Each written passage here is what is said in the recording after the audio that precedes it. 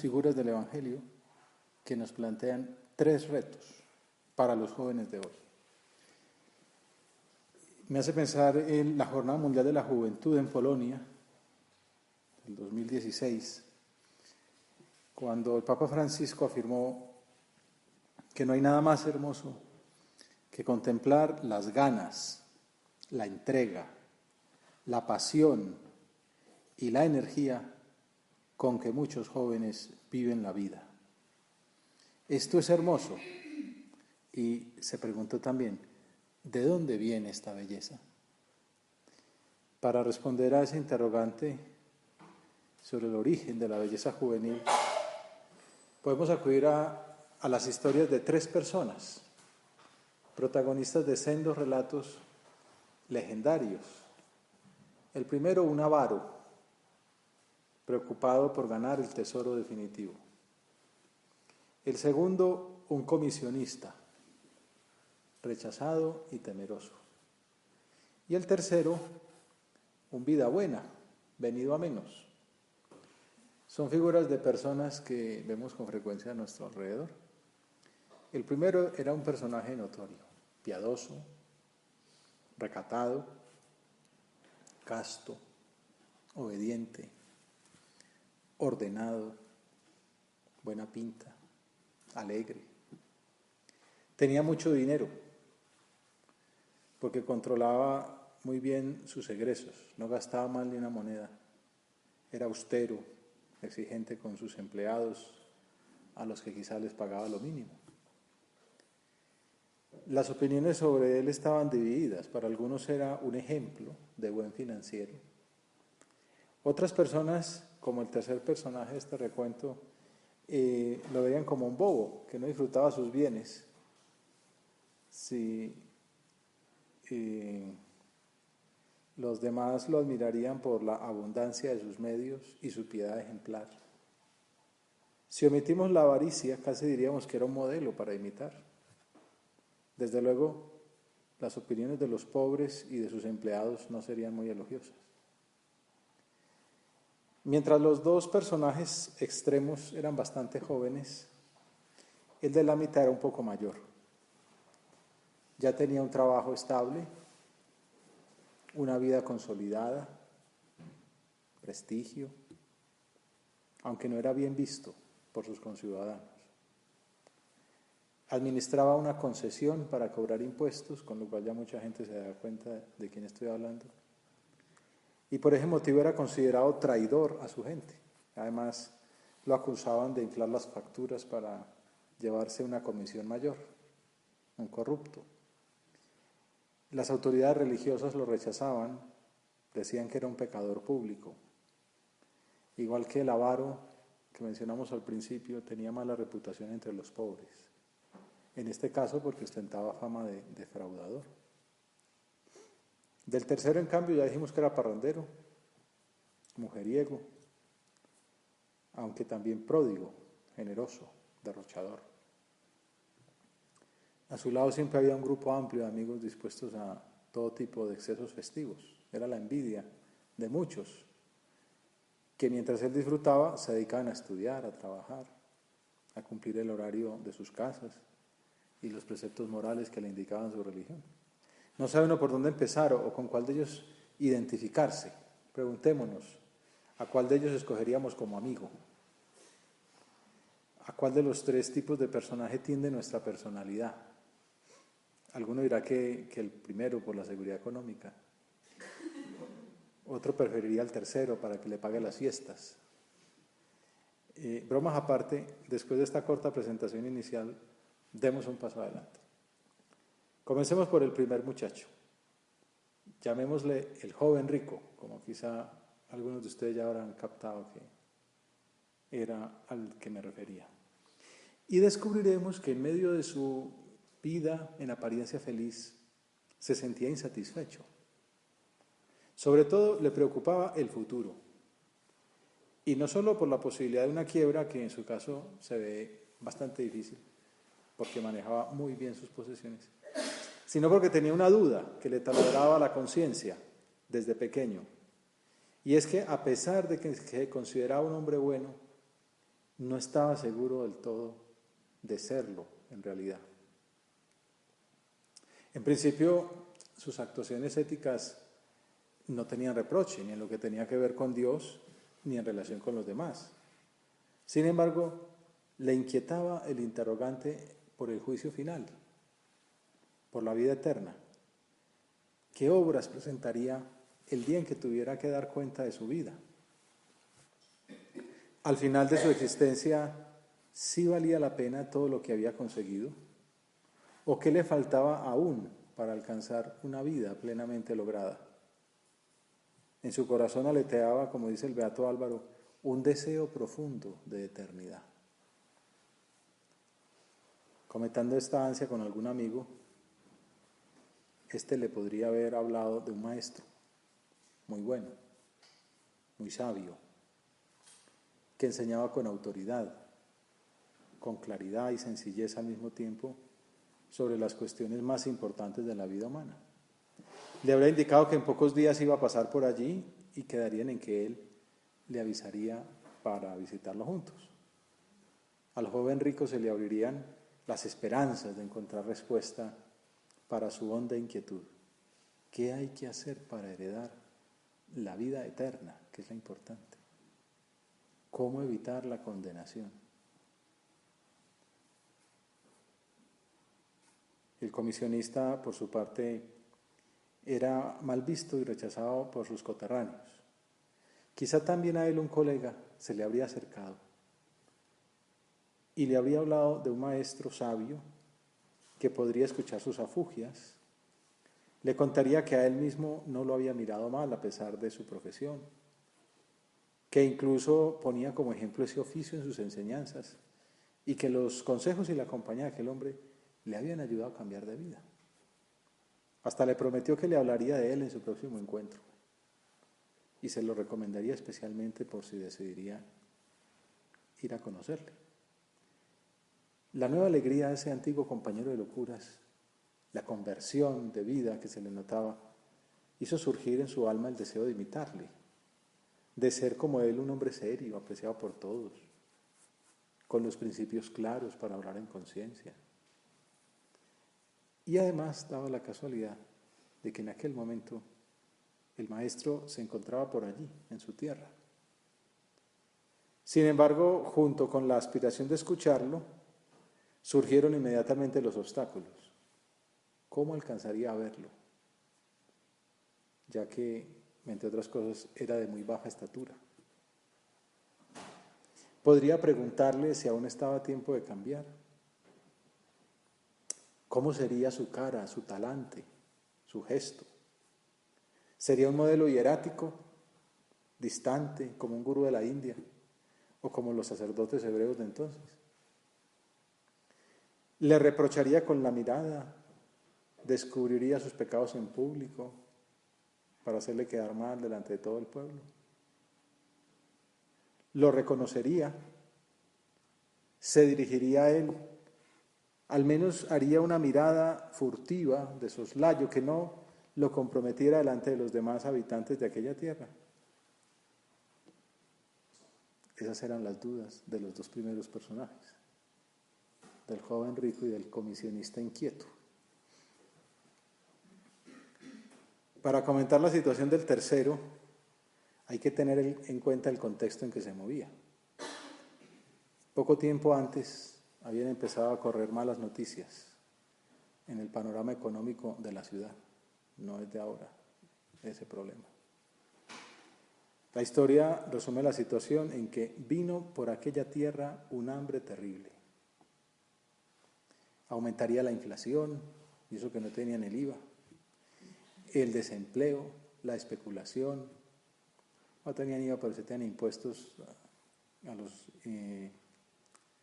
emperadores, a los que los tenían sometidos, hasta que desaparecerían las existencias de alimentos en los almacenes.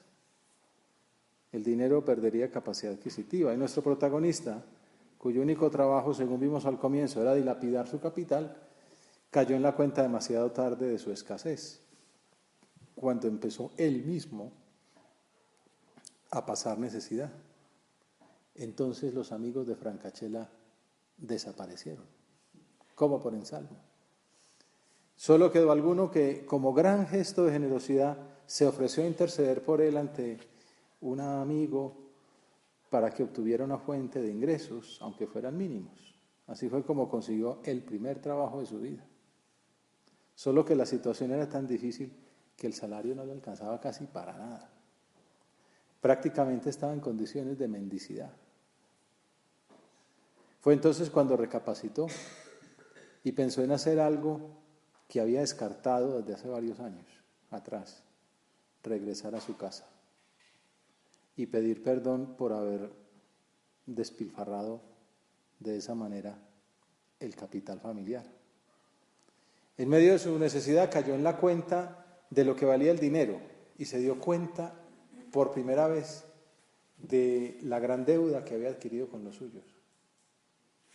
Pero superó la vergüenza y, movido por la necesidad, decidió pedir solo que le dieran un trabajo más digno del que tenía y con un poquito mejor de salario. Bastaba con el mismo que le pagaban al resto de los obreros. Él comparaba lo que se ganaba allí con lo que le pagaban antes a sus empleados. Solo que dudaba de la recepción en casa de sus parientes. No sabía cómo reaccionarían en su casa por tener la cara dura de regresar a pedir favores después del desaliñado que había hecho tiempo atrás. Son 3 historias, 3 personajes, imágenes del hombre actual. Obsesionado con el dinero. San Juan le dice el mundo. Fascinado por el poder, la concupiscencia de los ojos, de la que habla el mismo evangelista. Poseído por el vicio, la concupiscencia de la carne. Esas tentaciones son como el anillo de Saurón, del Señor de los Anillos, que aunque uno lo cree poseer, es él el verdadero dueño, a no ser que uno tenga la nobleza de Frodo Bolsón, que se podía desprender de aquella posesión. El joven rico se creía bueno, quería ser mejor, soñaba horizontes amplios, infinitos, como todo joven, pero con sus propios medios, con sus capacidades, ni siquiera con sus virtudes, sino con su dinero. Quería comprar la felicidad, podríamos decir. Pensaba que el cielo se compraba con oro. El comisionista, por su parte, creía tenerlo todo, pero nadie lo quería. Le remordía la conciencia y estaba muerto del susto. Aparentaba ser un hombre totalmente realizado, pero por dentro no vivía. Por último, el pródigo en parrandas se consideraba imperdonable. Le faltaba autoestima. No conocía de verdad a su padre, no sabía lo bueno que era. Ni se conocía a sí mismo. En su soberbia pensaba que no había nadie tan malo como él. Los 3 personajes buscaron la misma solución: el consejo del sabio. Los más perspicaces ya habrán caído en cuenta de quién se trata y quiénes son los 3 protagonistas. Pero ¿qué encontraron? Veamos las 3 escenas. El joven rico se presentó a la salida de la ciudad, reconoció al maestro y corrió a arrodillarse delante de él para hacerle la pregunta que le martillaba desde tanto tiempo atrás. Maestro bueno, ¿qué haré para heredar la vida eterna? La respuesta fue alentadora. Bastaba con cumplir los mandamientos. La verdad es que vivir esas exigencias no es del todo fácil. Pero ya hemos visto que si algo bueno tenía este personaje era esa integridad que le permitía responder con convicción: maestro, todo eso lo he cumplido desde mi juventud. Lo que sucedió más adelante es uno de los pasajes más conmovedores de la historia, a mi humilde entender. Aquel señor, ante el cual uno se ponía de rodillas, que tenía un grupo nutrido de discípulos, que era reconocido por algunos como la máxima autoridad moral en todos los tiempos, se quedó mirándolo y lo amó. Así describe el Evangelio. Le dirigió una mirada de cariño que todos entendieron como un amor profundo, una amistad que podía ser eterna. San Juan Pablo II decía a los jóvenes, deseo que experimentéis una mirada así. Deseo que experimentéis la verdad de esa mirada de amor. El cariño fue tan intenso que conllevó un reto. No es paternalista, es exigente. Ya que consideraba que vivía también su religión judía, que cumplía tan escrupulosamente hasta el último mandamiento, le ofreció la clave para lograr la perfección humana y sobrenatural. Una cosa te falta. Anda, vende lo que tienes, dáselo a los pobres, así tendrás un tesoro en el cielo, y luego ven y sígueme. Esa es la historia del primero.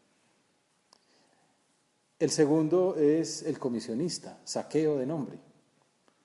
Hizo gala de su astucia para lograr lo que se proponía y venció su pequeña estatura subiéndose a un sicomoro para ver pasar al maestro. Pero no solo alcanzó ese objetivo, sino que cuando lo vio venir de frente, descubrió que sus ojos se encontraban en una mirada inefable. Y además de verlo, escuchó que su voz se dirigía a él. Le llamaba por su nombre y le decía que se diera prisa, porque era necesario que ese mismo día se quedara en su casa. Como en el cuento de Tagore, la generosidad del rey viandante desbordó cualquier previsión. Él esperaba una mirada de soslayo y alcanzó un anfitrión de carne y hueso. El hijo pródigo, en tercer lugar, después del joven rico y de Zaqueo, se dirigió por el camino viejo, tantas veces recorrido, lleno de nostalgia y de remordimiento. Se imaginaba cómo sería la reprobación general, el reproche por atreverse a regresar, pero era, al fin de cuentas, su última carta. Si no funcionaba, regresaría al trabajo de cuidar cerdos, tan repugnante para un judío. Pero dejemos la palabra al autor original de esta parábola. Cuando todavía estaba lejos, su padre lo vio y se le conmovieron las entrañas. Y echando a correr, se le echó al cuello y lo cubrió de besos. Su hijo le dijo, Padre, he pecado contra el cielo y contra ti. Ya no merezco llamarme hijo tuyo. Pero el padre dijo a sus criados, sacad enseguida la mejor túnica y vestídsela. Ponedle un anillo en la mano y sandalias en los pies. Traed el ternero cebado y sacrificadlo. Comamos y celebremos un banquete, porque este hijo mío estaba muerto y ha revivido, estaba perdido y lo hemos encontrado. A la luz de la predicación del Papa Francisco, en la Jornada Mundial de la Juventud de Polonia, podemos hacer un balance del encuentro de estos tres personajes con el sabio al que acudieron. Al joven rico, el maestro le propuso un reto que nunca se había proyectado. Jesucristo le planteó la aventura de dejar huella,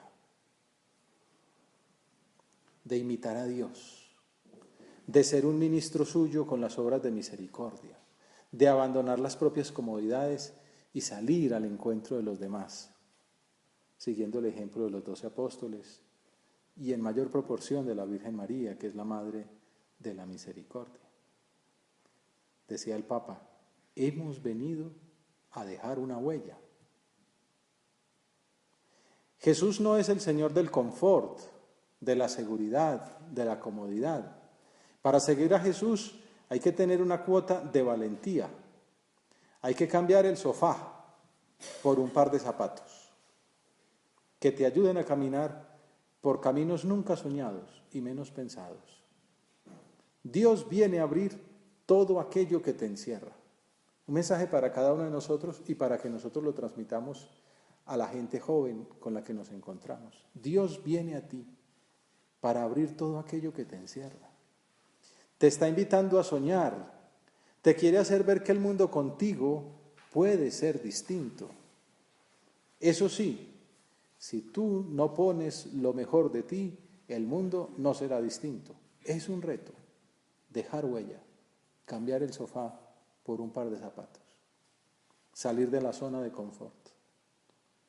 Como al joven rico, el Señor nos propone eso ahora. Zaqueo, el comisionista, encontró un nuevo amigo con una fidelidad eterna.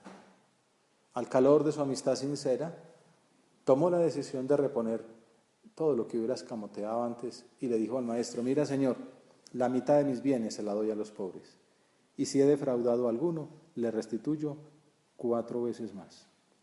Se convirtió en ejemplo de audacia, valentía, para vencer todas sus dificultades, la baja estatura, la vergüenza que lo paralizaba y la multitud que murmuraba. Comenta el Papa que el Señor quiere venir a tu casa, vivir tu vida cotidiana, el estudio y los primeros años de trabajo, las amistades y los afectos, los proyectos y los sueños. ¿Cómo le gusta que todo eso se lo llevemos en la oración? Él espera que entre tantos contactos y chats de cada día, el primer puesto lo ocupe el hilo de oro de la oración. Cuánto desea que su palabra hable a cada una de tus jornadas, que su evangelio sea tuyo y se convierta en tu navegador en el camino de la vida. El joven rico, Zaqueo, el hijo pródigo. Pródigo en derroches, descubrió un padre con el que no contaba. Supo que la misericordia es el don más grande y que el Señor, representado por el padre de la parábola, no se cansa de perdonar. Como vemos en la escena de la mujer adúltera, somos nosotros los que nos cansamos de pedir perdón y Él no se cansa de perdonar. De Él puede decirse, del hijo pródigo, que cumplió el tercer reto que el Papa Francisco plantea a la juventud de hoy, el desafío de cambiar el mundo, dejar huella, audacia y valentía, cambiar el mundo, empezando por uno mismo. Dice el Papa, el tiempo que hoy estamos viviendo no necesita jóvenes sofá, sino jóvenes con los guayos puestos. Este tiempo solo acepta jugadores titulares en la cancha. No hay espacio para suplentes. El mundo de hoy pide que sean protagonistas de la historia. Porque la vida es linda siempre y cuando queramos vivirla, siempre y cuando queramos dejar una huella. Por eso, amigos, hoy Jesús te invita, te llama a dejar tu huella en la vida, una huella que marque la historia, que marque tu historia y la historia de tantos. Hoy Jesús, que es el camino, te llama a ti, a ti, a ti, a ti, a dejar tu huella en la historia. ¿Te animas? Sin respetos humanos.